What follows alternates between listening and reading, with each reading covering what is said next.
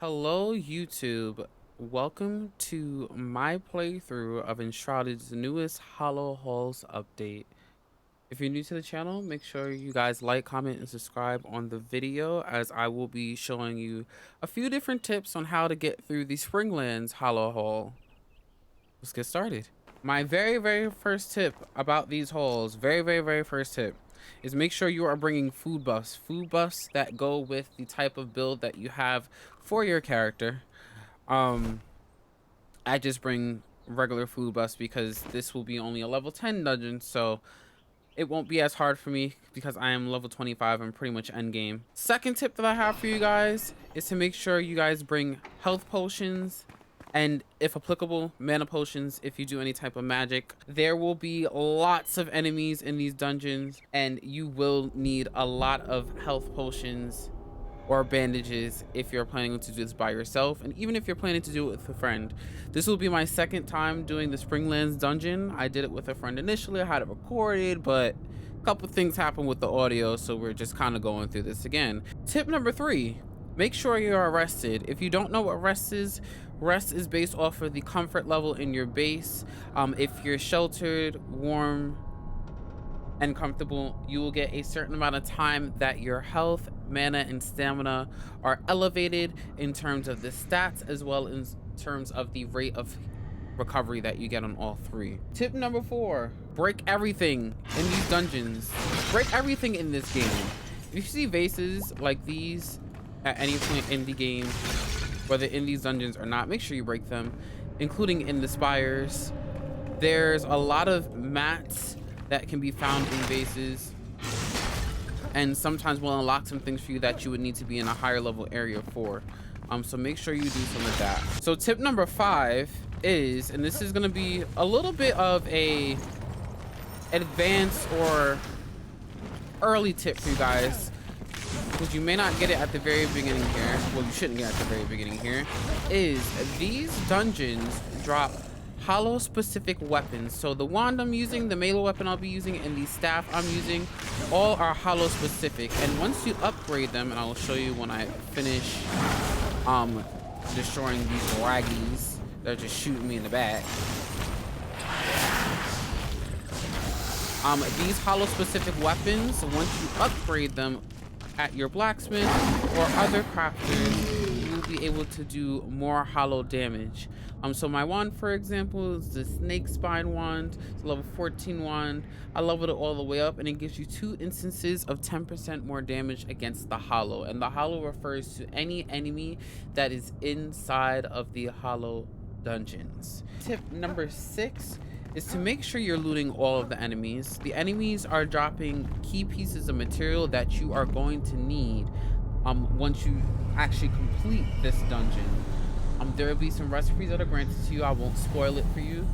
I'll let you guys play through it yourselves, but there'll be recipes that you're granted that you will need some match for it that the enemies drop, as well as you can farm in here. One of those mats are called ectoplasm fragments.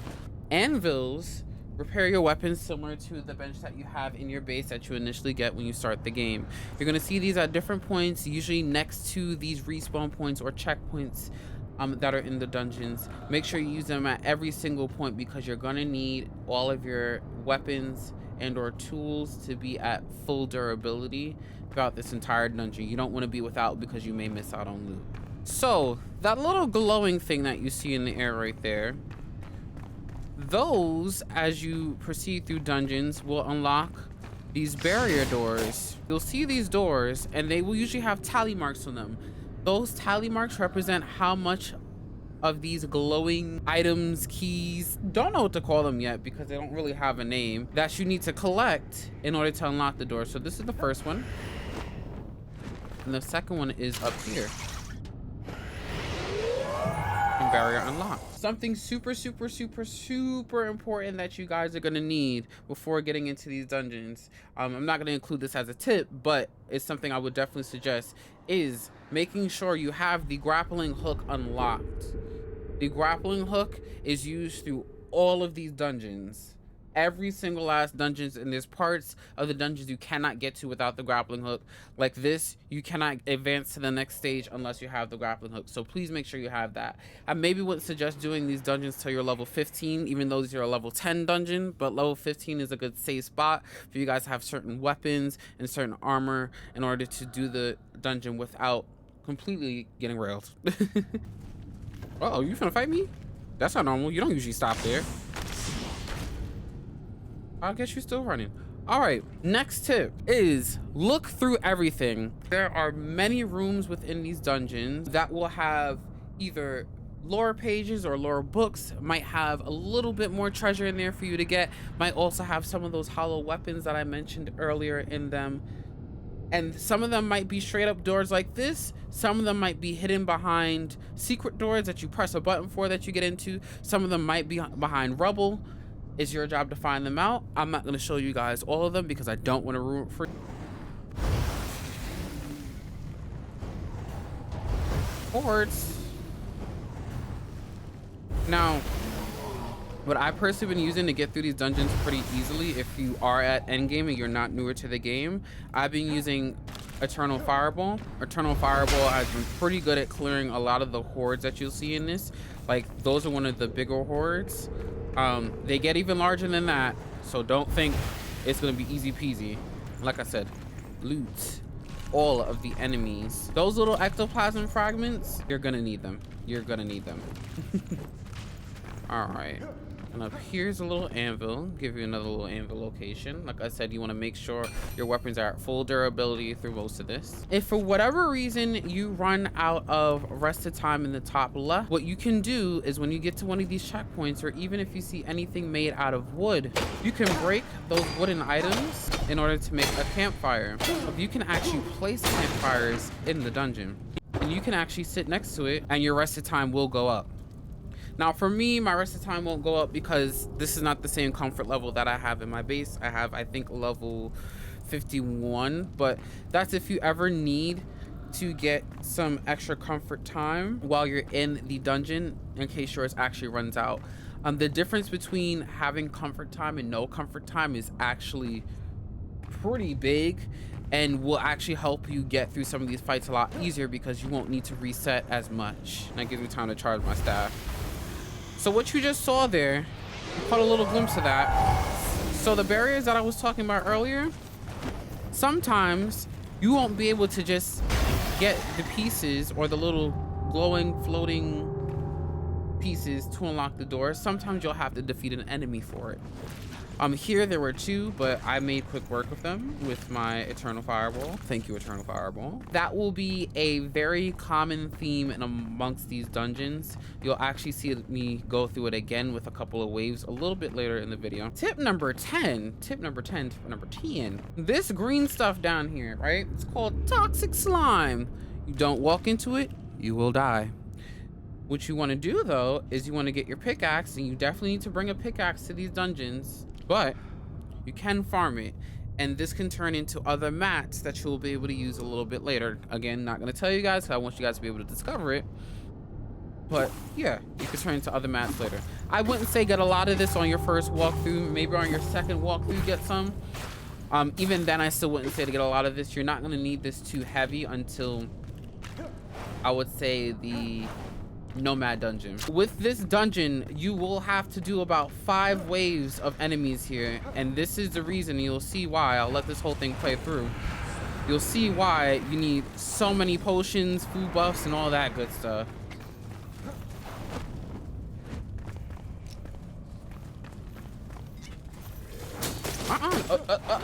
Can I drink some water? Hello? And this is why, if you're towards endgame, I do recommend any of the fireball spells, because this will clear these hordes pretty quickly. As you see, the enemy above his head with the barrier symbol on it, and it went from 5 to 4. Oh, sugar honey, see. Oh, they released. You see how many more in here? Recommend definitely doing these with a friend, if possible. Definitely recommend with friends if possible. because there's just so many enemies that are in here. Actually pretty crazy. And you'll see me use my wand a lot because there's 2 skills in the skill tree for mages and magicians and wizards. Oh, no, no, no, no. That spawn orbs that actually give you some mana back, sometimes health back, and sometimes stamina back.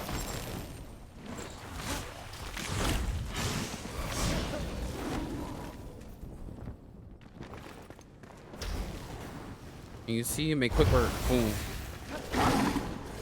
Ooh, ooh. So many. Making quick work.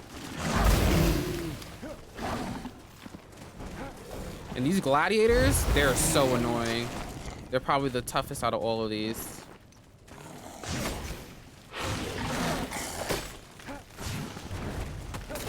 Uh-oh. See, but this is why I like to just fly around, use my fireball a little bit.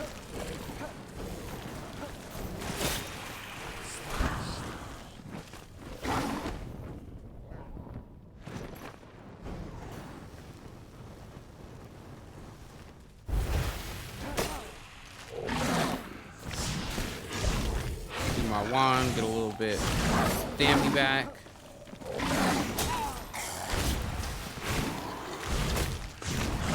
Gotta try to defeat some of them before the other ones come over here. Are there no health orbs? Hello? There we go. Saved by the bell.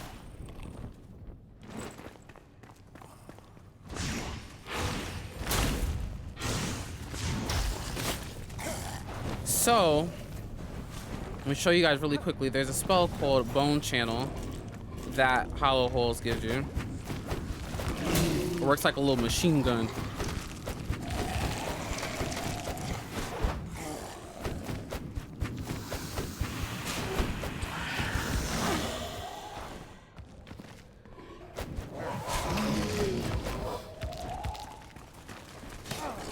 And that's one of the things I personally need those ectoplasm fragments for.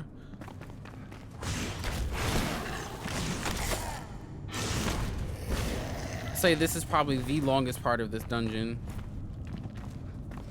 I think, how many do I have left? Still 3 left, so we've gone through 2 waves already.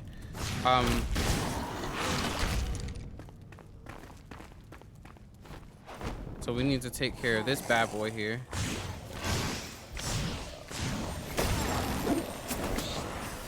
Ooh, oh no, oh no.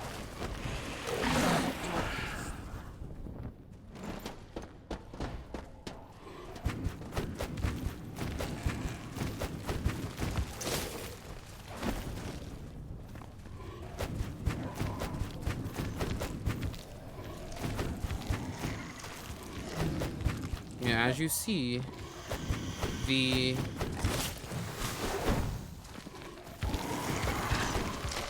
hollow weapons and magic is a lot stronger than your normal magic. Well, not my fireball magic, because my fireball magic is the best. Because I have the skills for it. But, oh, not you sneaking up on me. I want to get snuck. I play Apex.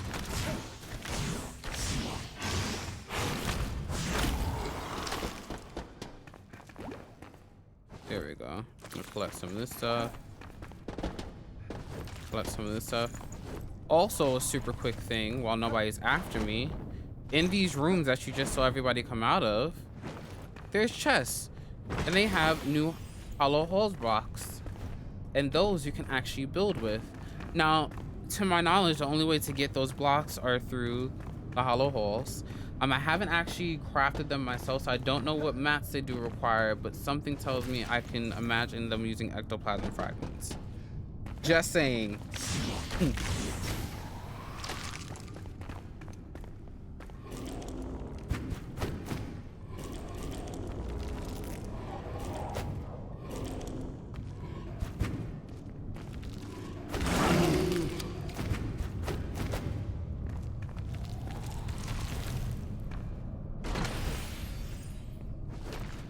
All right.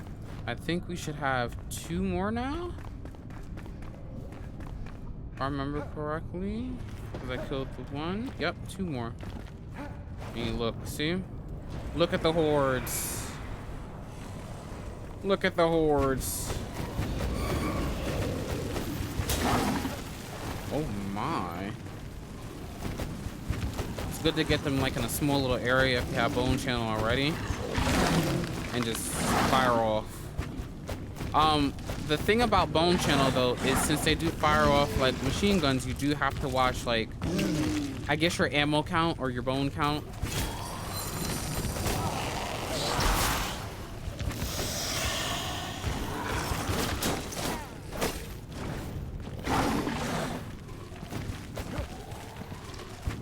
I also have a bone channel 2 on me, which you will get later on in your dungeon trails.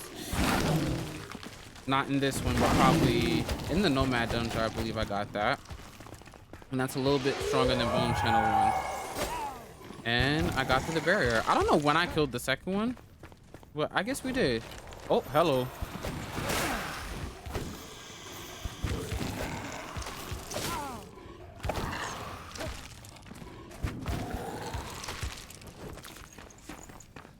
We're gonna use a mana potion, not mana potion, excuse me, health potion. And let's see if that room unlocks, because I never got into that room before.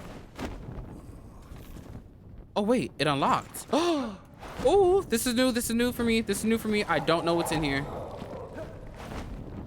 What's in here? Ring of stamina. Okay, level 10 dungeon, not bad for level 10 dungeon. Like I said, I'm endgame, so some of this stuff isn't gonna really work for me.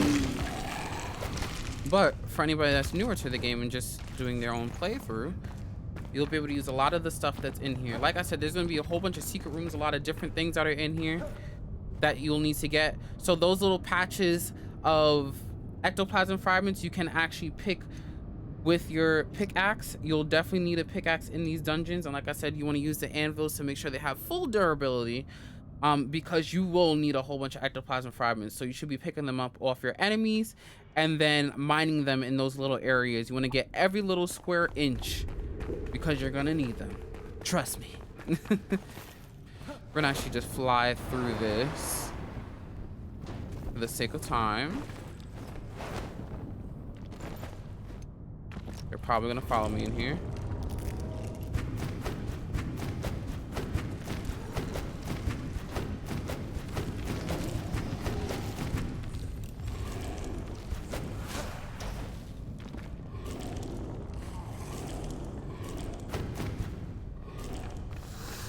There we go. Move some because I actually do need some more. Got 67 on me. That's kind of good for right now. Oop. Oop.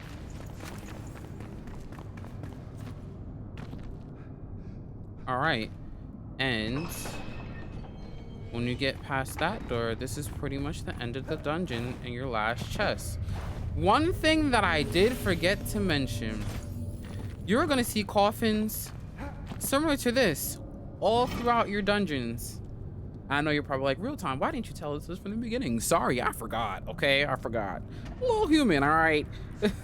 But any chests that you see closed like that, you can open them. They are all over the dungeons, not just this dungeon, but the other dungeons that you will encounter later. Make sure you are going through them as well as destroying most of the bases as well, like I had mentioned earlier. All the ones that look like this, you can open. There's literally no chance that you can't open them unless they look like this and don't have a top. So like even this one, you can open it. Grab whatever's in there. There's gonna be a lot of good stuff in there, all right? And usually at the end of the dungeon, you will see a portal like this that will take you back to the very beginning. And that means you will have completed the dungeon. So those were, I believe, 11 tips with like some general game tidbits in there as well. I hope you guys enjoyed the video. We will be releasing the next HollowHalls dungeon, which is the Revelwood dungeon, in a few days or next week. And I will be giving you a full-on playthrough of those dungeons as well. I just wanted to give you guys this little tips video for this dungeon. But the tips for this dungeon should help you in most of the other dungeons. And if there's any extra tips, you will see it in my next video. So make sure you guys like, comment, and subscribe. And I will see you on the next one. Bye.